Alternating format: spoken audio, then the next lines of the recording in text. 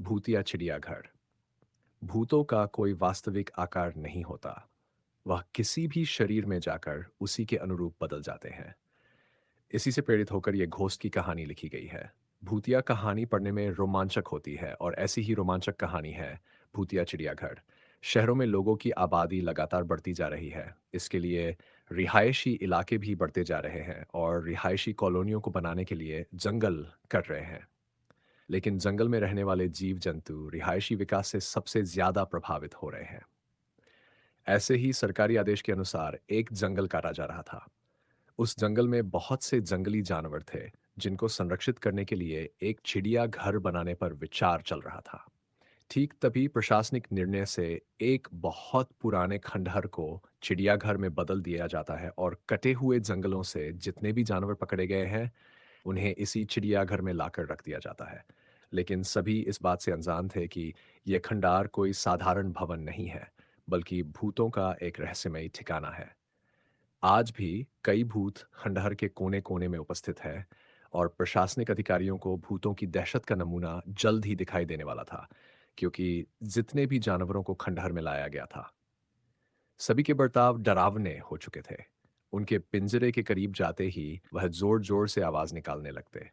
मामला जानवरों से जुड़ा था, इसलिए पशु चिकित्सक को चिड़ियाघर बुलाया जाता है। लेकिन पशु चिकित्सक को भी कुछ खास जानकारी नहीं मिलती। सभी जानवरों के खून की जांच करने के बाद भी उनके शरीर में किसी तरह का कोई इन्फेक्शन नहीं पाया जाता। दरअसल जानवरों के अंदर भूत होना कल्पना से परे था, इसलिए पशु चिकित्सक अपने विज्ञान के माध्यम से इलाज करने का प्रयास कर रहे थे। बहुत जल्द चिड़ियाघर दर्शकों के लिए खोला जाना था, लेकिन जानवरों का ऐसा हाल देखकर आम जनता के लिए चिड़ियाघर खोलने के फैसले पर रोक लगा दी जाती है। शासन की मुश्किलें बढ़ती जा रही थी और जानवरों की हालत बद से बदतर होती जा रही थी।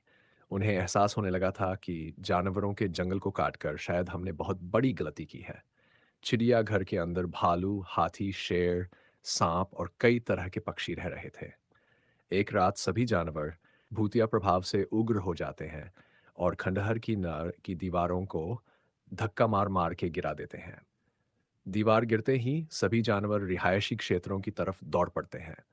भूतिया चिड़ियाघर खाली हो चुका था और सड़कों में जानवर मौत का तांडव मचा रहे थे। रास्ते से निकलने वाली गाड़ियों को हाथी अपने हमले से क्षतिग्रस्त कर रहे थे और शेर, चीते इंसानों को कई टुकड़ों में काट रहे थे। शहर की सड़कों पर खून की नदियां बहने लगी और प्रशासन हाथ में हाथ धरे बैठा था। किसी को कुछ समझ में नहीं आ रहा था कि इतने सारे जानवरों को कैसे काबू में किया जाए। सारे शहर में कर्फ्यू लगा दिया गया था। सभी को लग रहा था कि जंगली जानवर अचानक जंगलों के कटने से पागल हो चुके हैं, इसलिए इतना नरसंहार कर रहे हैं। किसी भी कानून में इंसानों की जान को प्राथमिकता दी जाती है, इसलिए जंगली जानवरों को मारने के आदेश जारी कर दिए जाते हैं और आदमखोर जानवरों को हेलीकॉप्टर की मदद से ट्रैक किया जाने लगता है। शहर के चारों तरफ मौत मंडरा रही थी। जानवर अब कॉलोनियों में घुसकर लोगों के घर तोड़ने लगे। जानवरों की दहशत से कोई पहाड़ में भाग रहा था तो कोई पेड़ में चढ़ रहा था। सब कहीं न कहीं अपनी जान बचाने में लगे हुए थे। सारे शहर में आर्मी तैनात कर दी जाती है और आर्मी टैंक रोड पर जानवरों को ढूंढ-ढूंढ कर मार रहे होते हैं। लेकिन जानवरों के अंदर भूत सवार थे, इसलिए वह बेखौफ होकर आर्मी के टैंकों की धज्जियां उड़ा देते हैं। हाथी अपनी जोरदार टक्कर से कई टैंकों को धराशायी कर देते हैं। जानवर किसी के कंट्रोल में नहीं आ रहे थे। तभी अचानक ऊपर उड़ रहे हेलीकॉप्टर पर एक विशालकाय बाज झपट्टा मार देता है, जिससे हेलीकॉप्टर का संतुलन बिगड़ जाता है और हेलीकॉप्टर घने जंगल में जा गिरता है, या जिससे जंगल में एक जोरदार धमाका होता है और हेलीकॉप्टर के अंदर उपस्थित सभी लोगों की जान चली जाती है। भूतिया जानवरों ने आतंक मचा दिया था, लेकिन लेकिन इसके लिए जिम्मेदार हम लोग थे, जिन्होंने उनके जंगलों को अपने फायदे के लिए कटने दिया और जंगली जानवरों को मजबूरी में उस भूतिया चिड़ियाघर में आकर रहना पड़ा। आर्मी की गोली से अचानक एक शेर मर जाता है, जिसे उठाकर अनुसंधान केंद्र लाया जाता है, ताकि उसकी जांच से पता लगाया जा सके है कि सभी जानवर किस वजह से ऐसा बर्ताव कर रहे हैं।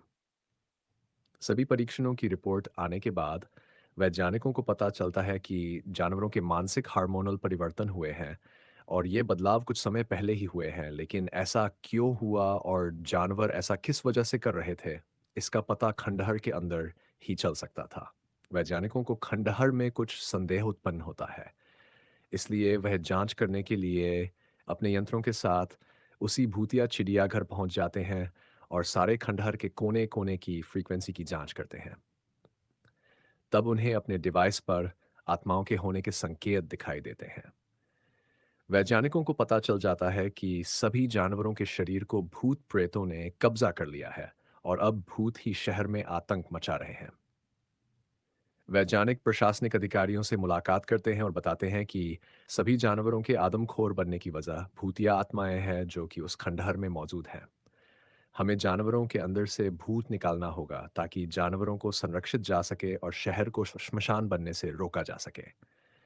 जानवरों को पकड़ने के लिए स्पेशल कमांडो की एक टीम बनाई जाती है जिन्हें कुछ खास हथियार दिए जाते हैं। कमांडो एक एक करके सभी जानवरों को बुलेट गन इंजेक्शन की मदद से काबू में कर लेते हैं। सिकनस लेकिन मजबूरी में कुछ जानवरों को जान से मारना पड़ता है। जानवरों को रिसर्च सेंटर लाया जाता है और उनके मानसिक बर्ताव को ठीक करने के लिए उनका न्यूरो हार्मोन ट्रांसप्लांट किया जाता है।